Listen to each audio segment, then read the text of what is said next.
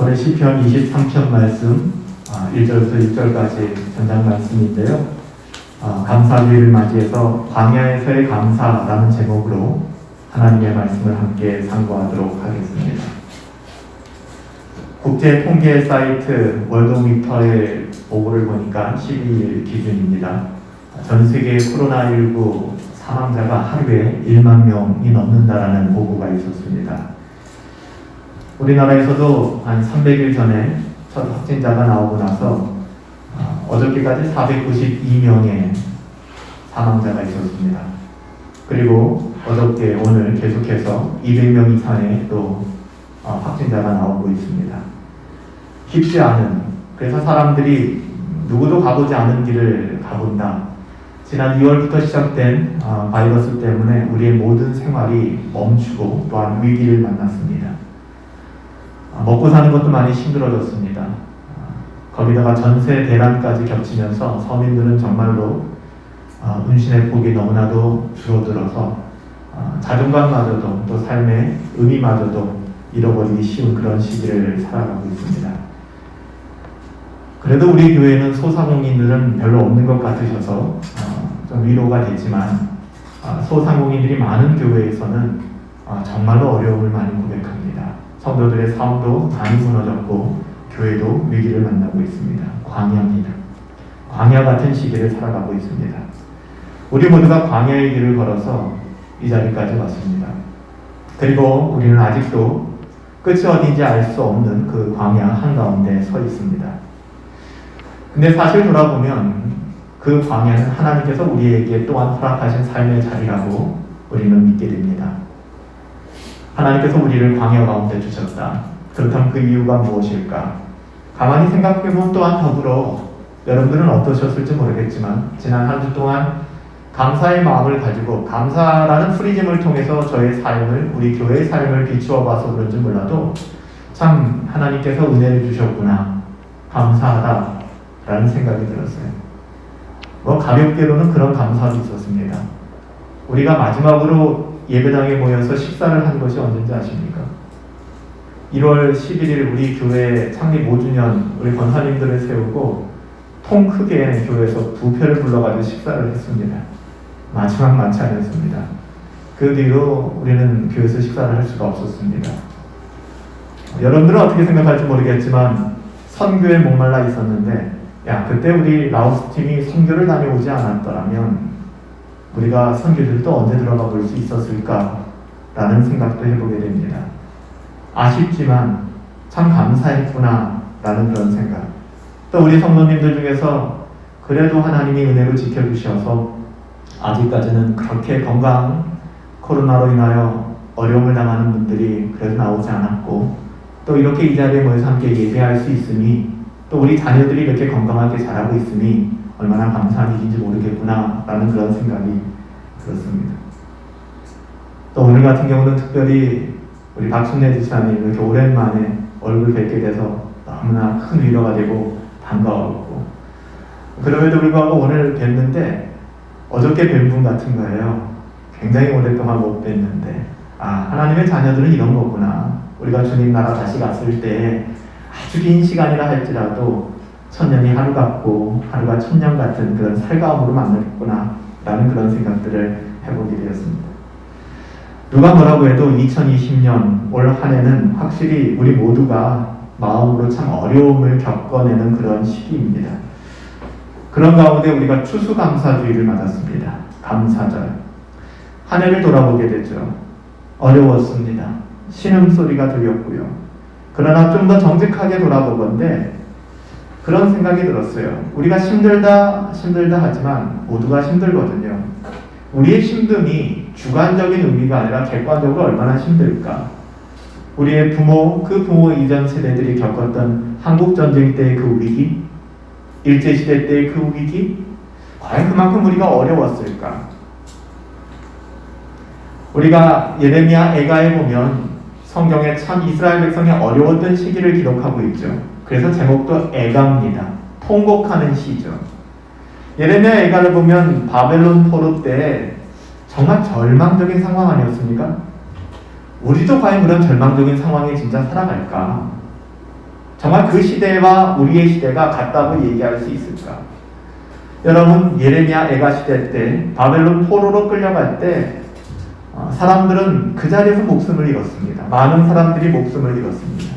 그들이 살아가던 삶의 터전이 통째로 불살라져 버리고, 그리고 모두가 이방에 살아남은 자는 노예로 끌려갔습니다. 예배가 폐지되었고 하나님의 이름을 부르는 것조차 금지되었습니다. 그나마 성에 남아서 목숨을 부지했던 사람들은 극심한 배고픔에 굶주림에 시달리다 결국엔 자기의 자녀들까지 돌아가면서 잡아먹는 그런 폐륜적인 일을 저지를 수밖에 없는 상황이었습니다. 여러분, 우리가 힘들었죠. 지난 300일 동안. 그럼에도 불구하고 우리가 말하는 광야는 이 정도의 절망은 아니지 않았습니까? 아니지 않았습니까? 광야는 분명히 힘든 곳입니다. 광야가 왜 힘듭니까? 아무것도 없기 때문에 힘듭니다. 어렵습니다.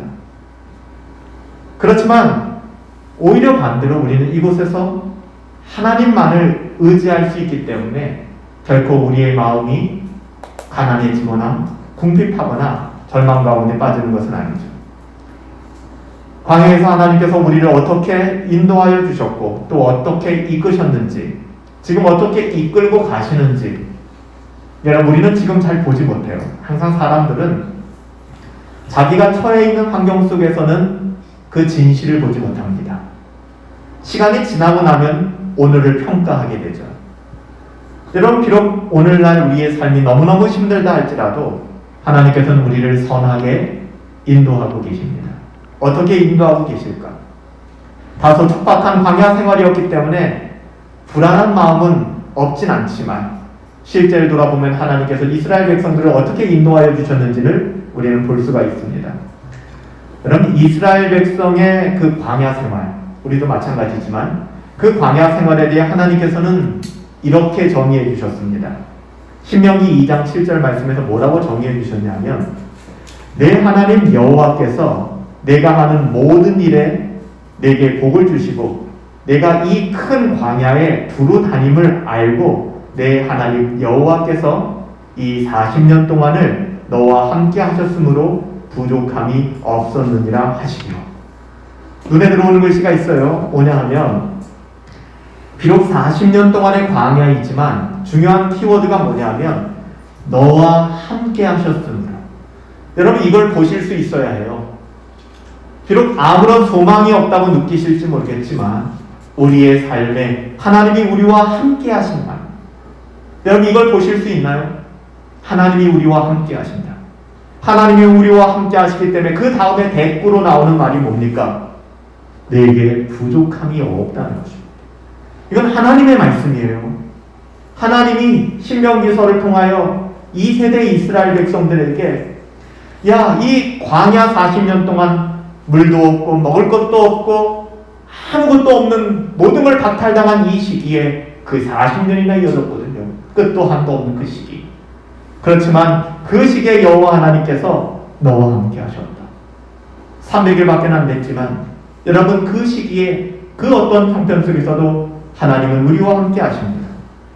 그래서 고백할 수 있는 것은 세상 사람들은 불가능한 고백이지만 저와 여러분들이 고백할 수 있는 것은 우리에게는 부족함이 없다는 거예요. 광야는 쉽지 않은 곳입니다. 그러나 광야를 조금만 더 통시적이고 통전적으로 살펴보면 사실 부족한 것이 없는 삶의 현정이었다고 하나님 말씀하고 계시지만 그 속에서 하나님이 함께 하시기 때문에 하나님의 자녀들은 풍성함을 누릴 수 있다고 얘기하는 거예요. 그래서 오늘 우리가 이 감사절에 너무나도 잘 알려져 있는 시편 23편 말씀을 다시 한번 소환해서 끄집어내서 상고하고 묵상하는 것은 그 이유 때문입니다. 여호와가 나의 목자이시기 때문에, because of you, 바로 당신 때문에, 바로 하나님 당신 때문에 내게는 부족함이 없습니다.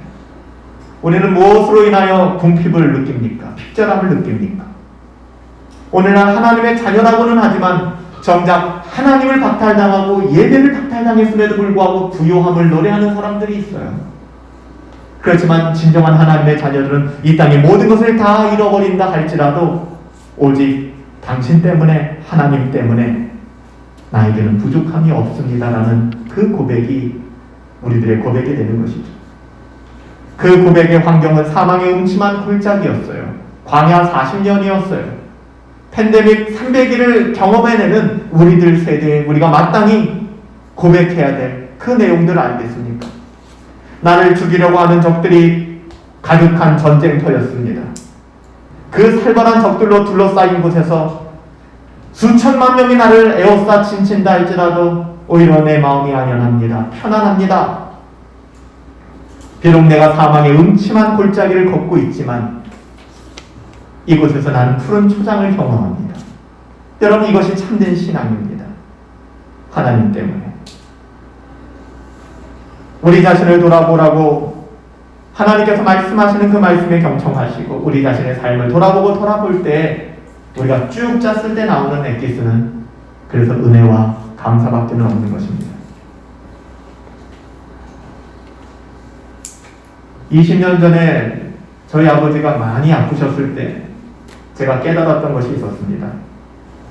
저희 아버지가 중환자실에 계시다가 이제는 그때는 그 상황을 몰랐어요. 병원에서 임종을 맞이하기 직전에 병원에서 이제 보내는 방이 있어요. 그래서 저희는 많이 회복됐다 싶어서 이제 한 2인실로 보내는구나 라고 생각을 했는데 사실 나중에 알고 난 사실이지만 이제 거의 일주일 정도, 2주일 정도 가능성이 없다 느껴질 때에 이제 2인실로 이제 보냅니다. 거기서 이제 보통 임종을 맞이하게 되죠. 근데 또 참 얄궂게도 임종을 맞이할 때쯤 되면 몸이 굉장히 좀 이렇게 소생되는 그런 현상을 보인다고 하더라고요. 저희 아버지도 기분이 굉장히 좋아지셨어요. 호흡도 좀 편해졌다. 좀 나아지는 것 같다. 네, 사실은 돌아가시는 죽음을 예비하기 위한 방에 머물고 계셨죠. 교회 사역을 하던 전도사 시절이었지만 아들이 그래도 시간 날 때마다 찾아뵙고 또 아버지를 위로해드리기도 하고 뭐 그렇게 했지만 찾을 때마다 아버지는 불안한 모습을 보이지 않으셨습니다. 어떻게 보면은 아버지가 그렇게 고통 가운데 백혈병이 다시 재발되어서 이제는 뭐 어떻게 할 수 없구나라는 사실을 알고 있었던 저의 입장에서는 두렵고 또 떨리는 마음, 한 번도 아버지가 이 세상에서 떠나가신다라는 것을 생각해 본 적이 없었기 때문에. 그런데 아파서 누워 계시는 아버지를 볼 때마다 아버지는 그 아들의 마음을 아셨는지 그 사역에 방해받지 않게 하기 위하여 또 아들이 너무 어려워하지 않게 하기 위하여 오히려 그 아들을 위로하시고 그리고 곧 나을 거다.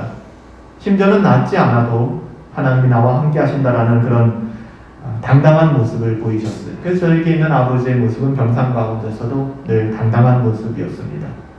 돌아가실 때도 그 돌아가신 날 밤에도 저희 아버지는 백혈병, 혈액암으로 돌아가셨기 때문에 직접 사인은 호흡 부전이라고 되어 있더라고요. 호흡이 안 되는 거예요.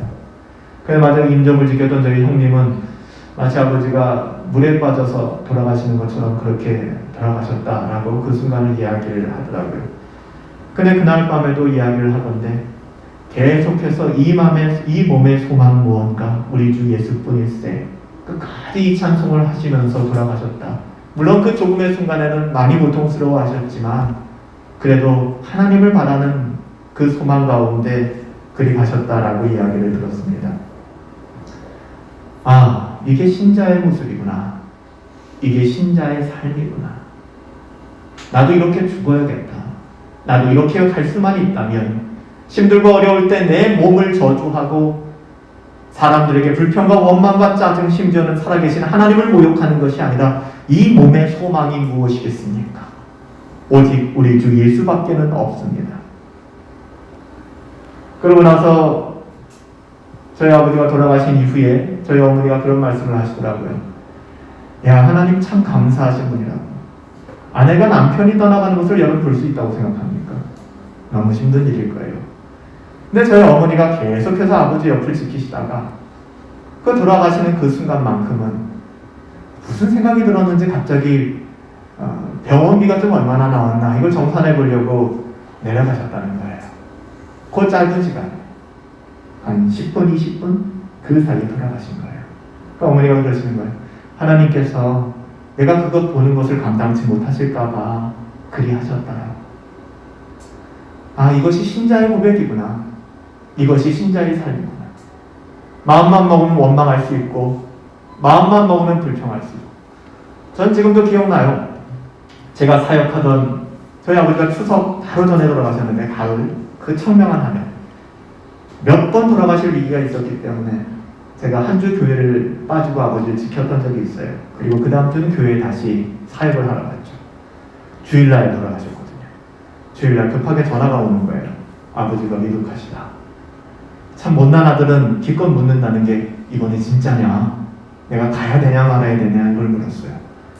오는 게 나을 것 같다. 그래서 주일 예배를 마치고 제가 도봉구 창동에서 사역하고 있었는데 4호선 전철을 타고 집으로 가고 있었어요. 그러다 동작대교를 건너올 쯤에 저희 형한테 전화가 왔습니다. 아버지가 돌아가셨다고 하더라고요. 그 좁은 전철이 있을 수가 없었어요. 그래서 제가 동작역에서 내렸어요. 그리고 한참을 서 있다가 택시를 타고 그리고 평촌에 있는 성심병원으로 갔죠. 수많은 생각들이 오고 갔지만 그런 생각도 들었어요. 지금도 가끔 노회에 가보면은 우리 노회 목사님들이 얼마 전에 63세를 맞은 우리 목사님이 노회에 참석하셨는데 그분의 생일이셨어요. 근데 그분의 생일에 그분의 부모님이 와서 계신 거예요. 야, 부모님들이 이렇게 오래 사시는 게 맞는 거구나. 전 제 나이 30에 아버지를 떠나보냈습니다. 힘들고 어려울 수도 있었어요.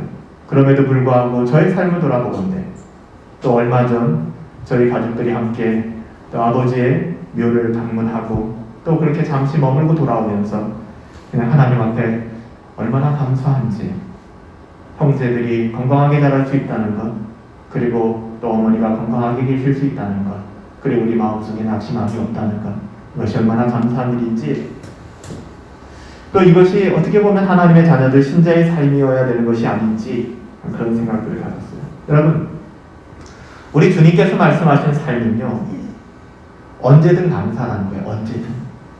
그냥 범사에 내가 원하는 방식대로 내가 원하는 것만 빼내서 감사하는 것이 아니라 그냥 우리의 삶이 감사이어야 된다는 거예요. 장미꽃도 감사하고 장미꽃의 가시도 감사하고 나의 모든 삶을 하나님 앞에 감사하는 것, 이것은 명령 형태로 우리 주님이 주셨는데요, 예수 그리스도 안에서 우리를 향하신 하나님의 뜻이다. 범사에 감사해. 데살로니가전서 5장 18절에. 왜 감사가 그렇게 중요할까? 감사는 바로 믿음이기 때문에 그렇습니다. 믿음이 없으면 감사를 못해요. 이것이 하나님, 그리스도 예수 안에서 하나님의 자녀들이 갖게 되는 태도가 감사입니다. 하나님의 자녀는 왕의 자녀 아니겠습니까? 특별한 신분, 하나님의 자녀입니다. 그래서 굉장히 겸손하지만 또한 당당합니다. 가난할 수 있지만 깨끗하고 부유한 사람들이 하나님의 자녀들이에요. 하나님께서 나의 왕이 되시기 때문에, 나의 목자가 되시기 때문에 나에겐 부족함이 없다라고 고백하는 것이죠. 이것이 오늘 본문 말씀이잖아요. 내가 사망의 음침한 골짜기를 다닌다 할지라도 나는 해를 두려워하지 않는다. 주께서 나와 함께 하시기 때문이다. 주의 지팡이와 그 막대기가 나를 지키시고 안위하신다. 주께서 내 목전에 그 원수들 앞에서 내게 상을 차려주시고 기름으로 내 머리에 바르셨으니 오 하나님, 내 잔이 넘칩니다. 감사의 잔이 넘칩니다. 하나님께서는 광야를 그렇게 부족함이 없는 공간의 시간으로 채우시는 거예요. 비록 팬데믹 상황에 여러분 불평과 원망과 짜증이 여러분들을 붙잡고 있을지 모르겠지만 믿음의 눈으로 바라보는 우리들이 살아내는 이 삶의 공간은 여러분 감사합니다. 감사해요. 이것은 아버지 하나님이 자기 백성들을 향한 약속이기도 했습니다. 내가 그렇게 돌보아 줄 거야. 걱정하지 마. 걱정하지 마. 여러분 베드로전서 5장 7절에 가보면 너희 염려를 어떻게 하라고 말씀하십니까? 여러분들의 염려를 어떻게 해야 될까요? 염려가 계시잖아요. 여러분의 염려를 어떻게 해야 됩니까? 너희 염려를 주께 맡겨라. 주가 너희를 어떻게 한다고요? 돌보십니다. 하나님이 우리들을 돌보신다고 말씀하세요. 빌립보서 4장 6절에 아무것도 염려하지 말아라. 여러분, 긍정의 힘이 아니에요. 그리스도가 내 안에 계시기 때문에 우리 안에 긍정이 생기는 것이지, 우리의 긍정의 힘이 우리의 삶을 긍정으로 이끄는 것이 아닙니다. 아무것도 염려하지 말아라. 다만 너희들이 할 것이 있는데 경건에 천착하여라. 경건에 집중하여라. 아무것도 염려하지 말고 다만 모든 일에 기도와 간구로 너희 구할 것을 감사함으로 하나님께 아뢰라. 염려하지 말아라. 감사하라. 기도하라. 하나님께 아뢰라. 그럼에도 불구하고 하나님의 자녀들이, 광야 이스라엘 백성들은 실패하고 말았습니다. 이런 하나님의 선언과 이런 약속을 대신하고 이스라엘 백성은 불평했습니다. 불만족스러운 마음을 가졌어요. 하나님께서 은혜로 주신 출애굽이라는 사건, 전혀 자격도 없고 정말 그런 능력도 없는 백성들을 하나님 출애굽시켜 주셨잖아요. 그 출애굽이라는 구원의 선물에 감격하며 그리고 하나님을 노래하며 살아감이 마땅한데, 오히려 그 구원의 선물을 주셨음을 불평하고 원망했던 이스라엘 백성들을 우리는 출애굽기, 레위기 쭉 보면 계속해서 발견하지 않습니까? 이 웬 말이에요? 하나님께서 그들을 구원하여 내셨는데 그 사실만으로도 너무나도 감격스럽고 기뻐해야 되는데, 나중에는 물에 빠진 사람 건져내니까 보따리 내놓으라. 똑같은 얘기죠. 차라리 우리가 애국으로 돌아가는 것이 나올 뻔했다. 수많은 원망과 불평. 여러분, 왜 이 지경이 됐을까요? 왜 이 지경이 됐을까요? 여러분, 우리를 부르신 그 하나님의 그 놀라운 은혜.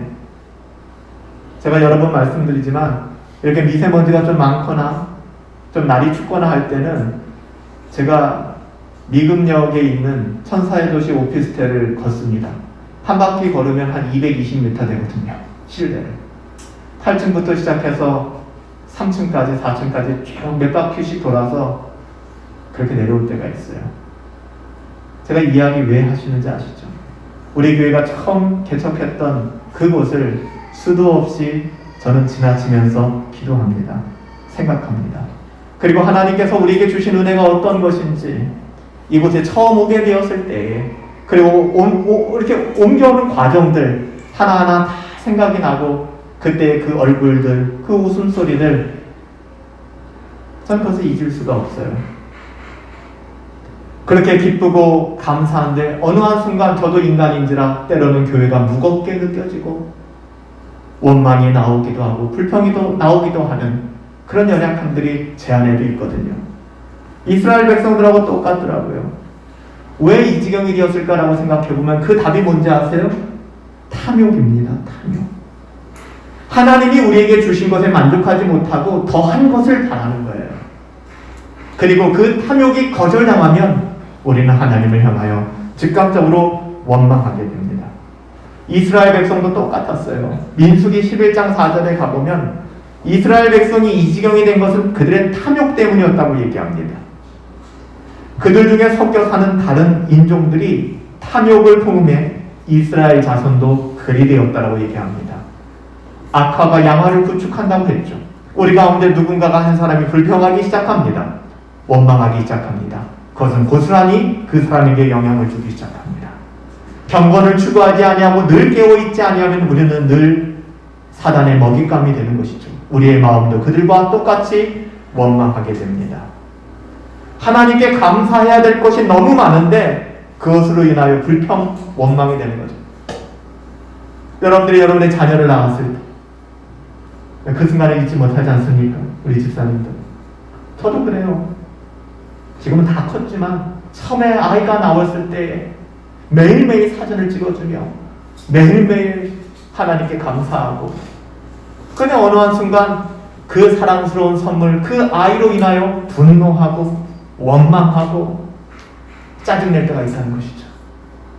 이것이 인간이더라고요. 참 어리석구나. 그렇다면 아주 조심스럽게 제 자신을 돌아보는 거예요. 내가 왜 원망하고 짜증낼까? 내 자녀는 하나님의 형상대로 하나님의 뜻하신 바 하나님이 달란트를 주시고 이 아이의 어떠함으로 분명히 만드신 것인데 이것이 부모의 어떠한 기대에 미치지 못하는 거예요. 너는 왜 이렇게 살지 못하니? 이것이 나의 삶에, 부모의 삶에 원망을 가져오고 불평을 가져오진 않는지. 욕구 단계설이라는 것이 있습니다. 이것을 주장한 심리학자가 에브라임 매슬로우라는 사람인데요. 이 사람이 말하는 결핍 욕구, 즉 없으면 안 되기 때문에 갈망을 일으키는 욕구가 아닌 없어도 되는 것 내지 적절한 수준을 넘어선 탐욕과 욕망이 인간에게 있다는 거예요. 당연하죠. 여러분, 이것이 우리의 죄성입니다. 그래서 성경은 뭐라고 얘기하느냐?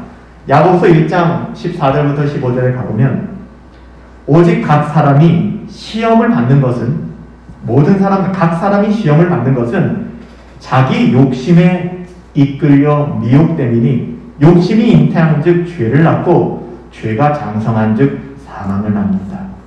에브라임 매슬로우가 얘기한 결핍 욕구가 바로 이런 것을 말합니다. 나의 원함, 나의 욕망을 채우려고 하는 마음들, 이런 것에 대하여 하나님의 자녀들 신자의 삶을 도전하는 것은 오늘 본문 말씀이죠. 여호와는 나의 목자이시니 그거면 됐지 뭐가 더 중요해? 무엇이 더 중요한디? 막 물어보는 거예요 지금. 여호와가 너의 목자 되시잖아. 하나님이 우리의 목자 되시잖아. 여러분, 하나님께서 목자 되시면 더 탐욕할 것은 세상에 없습니다. 그분이 우리의 목자 되시기 때문에. 노래로만 고백하는 것이 아니라 우리의 삶의 중심이 그 고백이 나올 거예요. 하나님 한 분이면 충분합니다. 하나님 한 분이면 충분합니다. 하나님께서 나와 함께 하시면 부족함이 없습니다. 천만인이 나를 대적하여 에워싼다 할지라도 난 두렵지 않아요. 당신이 계시기 때문에. 그래서 비록 우리의 삶이 팬데믹 상황이고 우리의 삶이 그 팬데믹의 영향력 아래 힘들고 어렵고 곤고한 광야의 길을 걷는다 할지라도 우리에게는 부족함이 없습니다. 오히려 이 광야가 우리에게 감사입니다라고 고백할 수 있는 아이러니컬한 그것이 신자의 마음 아니겠습니까? 하나님께서는 300일 이상 지속되는 이 팬데믹 상황 속에서 우리에게 주의하여 배우라 말씀하시고 계십니다. 무엇을 배우라 하실까요? 두 가지를 얘기하고 싶습니다. 첫 번째, 자족입니다. 자족이라고 하는 것은 내가 만족했을 때 나 이제 만족합니다 하는 것이 아니에요. 나의 상황 그 자체를 만족할 줄 아는 것입니다. 이거 하나님의 자녀들의 특징이에요. 자족하는 법을 배우라. 모든 욕망을 내려놓으라. 그리고 더불어 감사하라는 것입니다.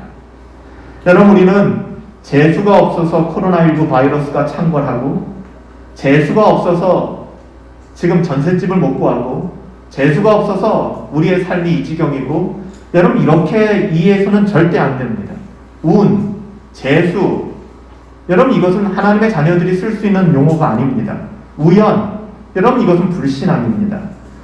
여러분, 우리의 삶은 광야라 할지라도 분명한 하나님의 목적이 있는 것입니다. 광야는 하나님께서 하나님의 백성으로 이스라엘을 빚어가는 과정이세요. 우리를 빚어가는 과정이십니다. 이스라엘이 애굽에서 해방되어 나왔지만 우상이 득실거리는 가나안 땅에 들어가기 위해서는 하나님께서 그 공동체를 단련하기 위한 시험이 필요했던 것이죠.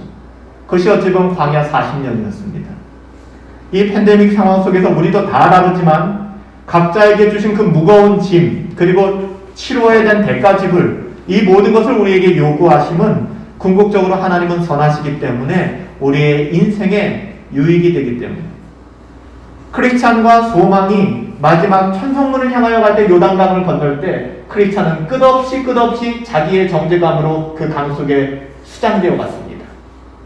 소망이 손을 잡아주기 전까지는.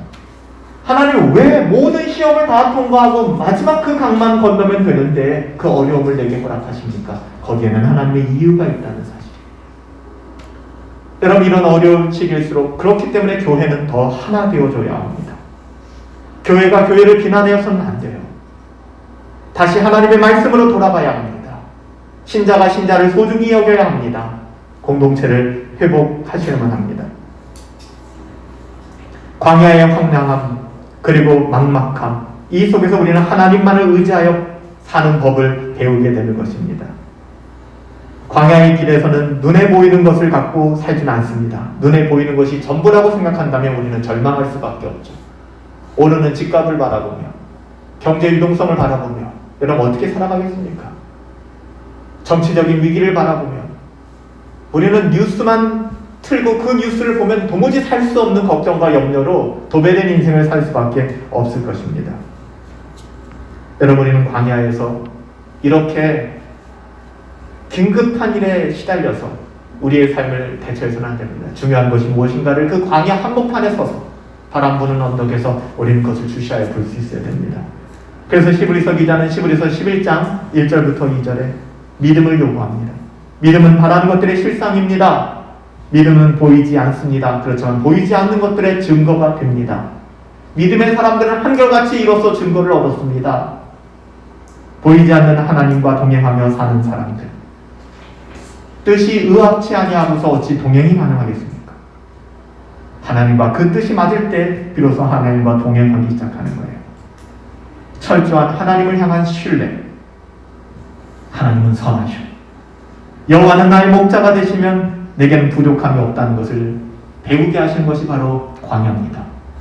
그럼에도 불구하고 이런 팬데믹 상황 속에서 여전히 우리가 감사할 수 없고 그 감사의 의미를 깨닫지 못한다면 우리는 너무나 불행한 사람들 아닐까요? 마태복음 6장 33절에 주님 말씀하십니다. 너희는 먼저 그의 나라와 의를 구하라. 그렇게 해보렴. 그렇게 하면 이 모든 것이 너희에게 더하여질 거예요. 근데 우리는 더하여지는 것에만 관심을 갖고 있기 때문에 그 나라와 의를 구하지 않아요. 하나님의 나라를 신경 쓰면 먹는 것, 입는 것, 궁극적으로는 하나님께서 책임져 주시고 그 하나님 나라의 아름다운 결실로 인도하여 주실 것을 우리는 깨닫게 될 것입니다. 나의 욕망으로 여러분 이것들을 바꿔 놓아서는 안 돼요. 사도 바울은 사도로 부르심을 받고 나서 광야 생활을 통해서 그는 삶의 의미를 깨달았습니다. 사도 바울이 예수 그리스도를 만나고 사도로 부르심을 받은 이후에 그의 권력과 권위로 말미암아 그의 신앙이 성장한 게 아니었어요. 사도 바울은 처음에 부르심을 받고 하나님께서는 그를 아라비아 광야로 보내셨습니다. 그래서 사도 바울이 나중에 뭐라고 고백하는지 아세요? 빌립보서에 내가 궁핍함으로 말하는 것이 아니라, 누가 봐도 궁핍해요 사도 바울 지금.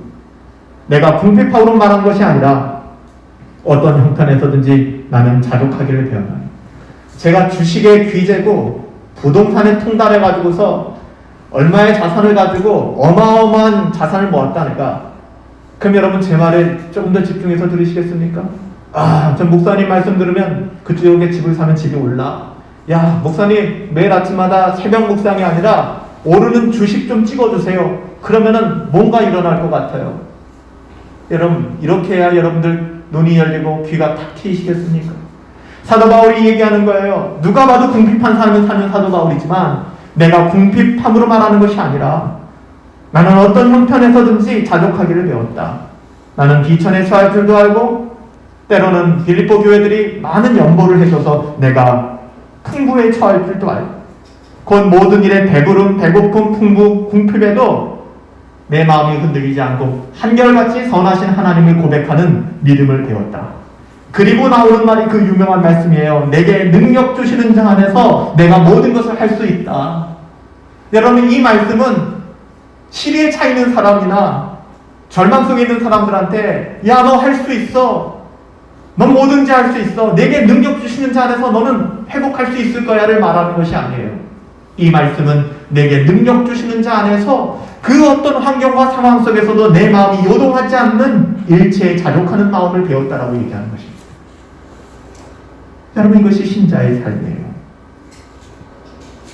이렇게 광야에서 자족과 감사를 배운 사도 바울은 그의 사랑하는 믿음의 아들 디모데에게 그래서 그렇게 이야기하는 거예요. 이것은 어떻게 보면 코로나19 이 팬데믹 상황 속에서 경제 위기 속에서 사회적인 위기 속에서 전세 대란 속에서 야 어떻게 살아가야 하지 낭망하고 힘들 수 있는 우리들에게 동일한 메시지가 됩니다. 그러나 자족하는 마음이 있으면 경건은 큰 유익이 되느니라. 우리가 세상에 아무것도 가지고 온 것이 없음에 또한 아무것도 가지고 가지 못하리니 우리가 먹을 것과 입을 것이 있은즉 족한 줄로 알 것이니라. 부하려 하는 자들은 시험과 올무와 여러 가지 어리석고 해로운 욕망에 떨어지나니 곧 사람으로 파멸과 멸망에 빠지게 하는 것이라. 돈을 사랑하느냐? 돈을 사랑함이 일만 악의 뿌리가 되나니 이것을 탐하는 자들은 미혹을 받아 믿음에서 떠나 많은 자들의 근심이 되었도다. 오직 하나님의 사람아, 이것들은 피하여라. 의와 경건과 믿음과 사랑과 인내와 온유를 따르라. 믿음의 선한 싸움을 싸우자. 영생을 취하자. 이를 위하여 네가 부르심을 받았고 많은 증인 앞에서 선한 증거를 하지 않았느냐. 디모데전서 6장 6절 이하의 말씀이에요. 여러분, 이것이 우리의 도전이 되어야 되지 않겠습니까? 쓸데없는 욕심을 버리십시다. 하나님을 인정하십시다. 내 마음대로 조정하려고 하지 마세요. 다 내 뜻대로 되어야 된다고 생각하지 마세요. 그 안에 담겨있는 하나님의 뜻을 여러분 주시하십시오. 쓸데없는 세상의 것에 대한 욕심을 버리고, 어떻게 보면은 야곱이 비록 처음에는 그런 사람이었지만 나중에 하나님을 향하여 욕심을 가졌던 것처럼 하나님을 더 알기를 원합니다. 하나님이면 됩니다. 하나님이 내게 허락하신 것을 감사하며 이렇게 고백하십시오. 시편 16편 5절부터 11절 말씀에 보면 여호와는 나의 산업과 나의 잔의 소득이시니 나의 분깃을 지키시나이다. 주께서 생명의 길을 내게 보이셨는데 주의 앞에는 기쁨이 충만하고 주의 오른편에는 영원한 즐거움이 있습니다. 여러분, 우리 모두 너무나 힘든 시기를 살아가요. 팬데믹, 우리가 이 상황이 이제는 마스크를 쓰지 않고서는 서로의 얼굴을 바라볼 수 없을 만큼 인간관계에서도 어려움을 가져오고 또 외로움을 많이 느끼게 만들고, 또한 이제 1단계, 1.5단계, 2단계 우리는 별로 못 느낄지 모르겠지만 소상공인들이나 자영업자 하시는 분들은, 또 사업하시는 분들은 이거 진짜 장난이 아니거든요. 그냥 월급 받으면서 우리가 사는 사람들이면 그것이 제일 좋다고 얘기하잖아요. 근데 우리 가운데 난 뭐 월급 받으면서 직장에 있으니까, 나는 공무원이니까, 나는 이러니까, 나는 괜찮아 라고 생각하며 그냥 그저 그렇게 우리의 삶을 향유하고 살아간다면, 여러분, 팬데믹이 우리에게 주는 감사의 제목이 뭐겠습니까? 이럴 때일수록 좀 더 교회를 돌아보시고 소외되고 연약한 자들을 교회를 통하여 돕고 또 세우는 일에 우리가 한 마음을 가져야 되지 않겠습니까? 이 광야의 길은 여러분 그것을 필요로 하는 것입니다. 우리 독립운동가였던 시인 이육사는 때아낀들에도 봄은 오는가, 광야에서 부르리라, 이런 시들을 썼습니다. 그 광야의 외침을 전 좀 이렇게 다듬어서 오늘 설교를 정리하려고 합니다. 광야에서 감사하리라. 광야에서 선하신 하나님을 노래하리라. 여러분, 광야는 감사의 장소입니다. 광야는 감사로 우리 주 예수 그리스도로 말미암아 승리하는 곳입니다. 광야에서 감사하며 하나님을 바라는 자 반드시 승리할 것입니다. 어렵고 힘든 시기지만 속히 이 팬데믹 상황이 정리되기를 원하며, 그렇지만 이것이 정리되기까지 이 어려운 시기에 우리를 향하신 하나님의 뜻이 무엇인가를 바르게 분별할 수 있는 우리 분당 서부교회 귀한 성도님들 되시기를 예수님의 이름으로 축복합니다. 우리 같이 한번 하나님께 찬양하며 또 기도하며 나갈 수 있었으면 좋겠어요. 하나님, 감사를 회복시켜 주십시오. 이 찬양의 가사가 우리의 기도의 제목이 되길 원합니다.